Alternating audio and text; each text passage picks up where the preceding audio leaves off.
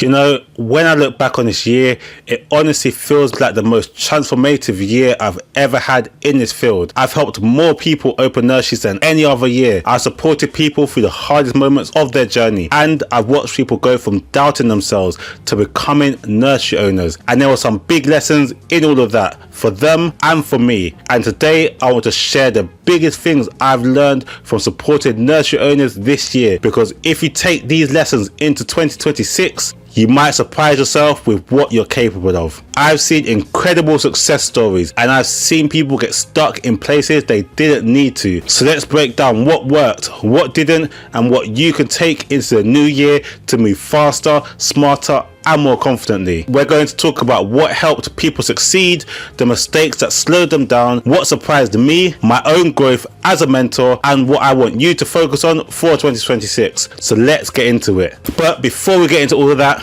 welcome to the channel.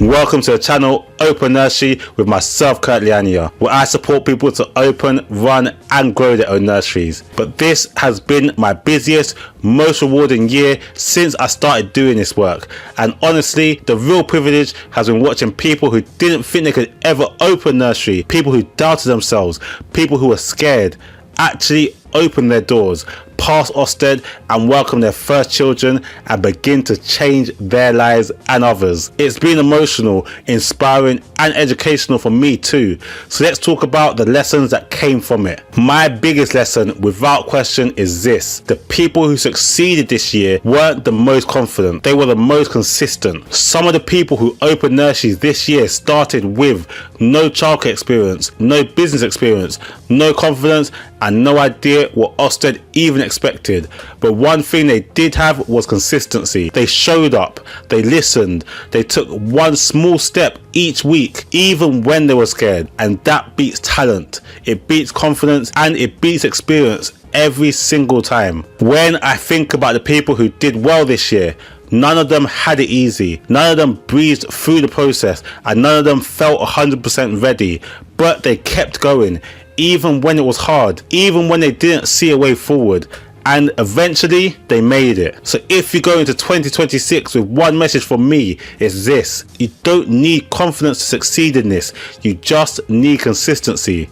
The second big lesson I learned is that the people who got stuck this year weren't stuck because they weren't smart enough or capable enough or ready enough. They were stuck because they were waiting for the perfect building, waiting for the perfect time, the perfect finances, the perfect feeling, or the perfect level of knowledge. And the truth is, these things don't exist. There's no perfect moment. There's no magical feeling of readiness. The people who succeeded accepted that things would be messy, and they started anyway. Some of my most successful clients this year had buildings fall through, had planning issues, had councils that gave them no support, had setback with builders, or even had moments they wanted to quit. And that's normal. It's part of the journey. If you wait for the perfect circumstances, you might never start. But when you take action, even small action, things begin to move. This year I noticed something interesting. Whether people were in Manchester, London, Birmingham, Glasgow or Edinburgh, whether they had a big budget or a small one, whether they were experienced or complete beginners, they struggled with the same three things. Firstly, financial planning. People didn't know their break-even point, how many children they needed, what their staffing costs might be, or how to forecast rent, bills or funding. This is why I created the Nursery Finance Calculator, because spreadsheets scare people and I wanted something simple that gives instant clarity. You can check this out in the link below. They also struggled with understanding Ofsted. A lot of people didn't know what good practice looked like, what Ofsted actually wanted, how inspection day felt like, or what the inspection questions were. This is why I do mock inspections, create templates, film videos and support people one-to-one. And the final thing people struggled with is trying to do everything alone. This one hurts people the most. The people who struggled were the ones who thought, I'll figure it out myself, I don't want to ask for help yet, or I'll wait until I hit a problem. But open nursery is too big for one person to try it all alone, and it's okay to get support. That's why I'm here. If you saw Klima's video last week, you will see that she wasn't scared to ask for support, even if it was just a quick phone call for reassurance. It doesn't make you weak, it can actually speed you up massively. But these 3 struggles kept repeating, and every time someone overcame them, they moved forward quickly. So if you go into 2026 aware of these 3 things, you'll be ahead of 90% of the people already. But it wasn't just my clients who grew this year. I grew too. This year taught me a lot about the people I help and a lot about myself. And one of the biggest lessons was this: supporting someone to open a nursery isn't just about policies or paperwork.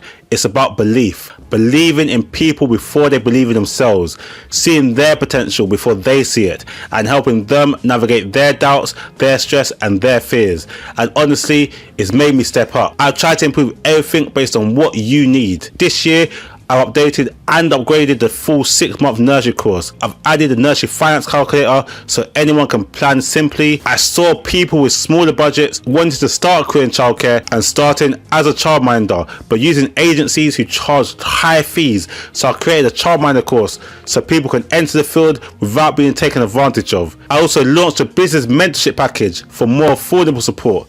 I've added templates and supported more people than ever through one-to-one mentoring. And early next year, I'm launching a brand new, deeper, more advanced course, diving deeper into every single topic. Every part of my work expanded this year because every new client taught me something new, and helping so many people this year, especially those final moment Ofsted visits, those emotional breakthroughs, those currently I passed messages that reminded me why I love doing this in the first place. This year shaped me as much as it shaped my clients. So my final lesson, and this one is for you. If you're watching this and thinking, I want to open a nursery but it feels too big, too scary or too overwhelming, let me tell you something. Every single person I supported this year, every one of them felt exactly like you do, and they still did it. They still opened, they still passed Ofsted, and they still built something for their families.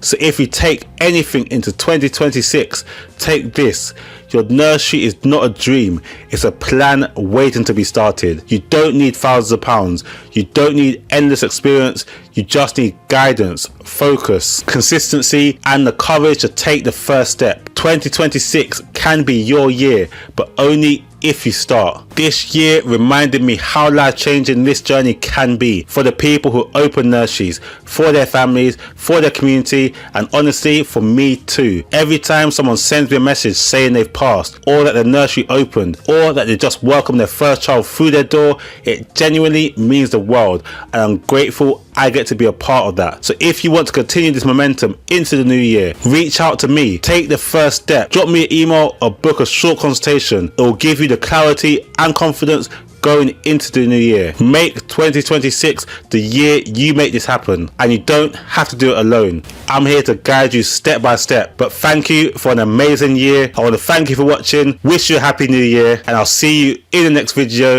in 2026. God bless.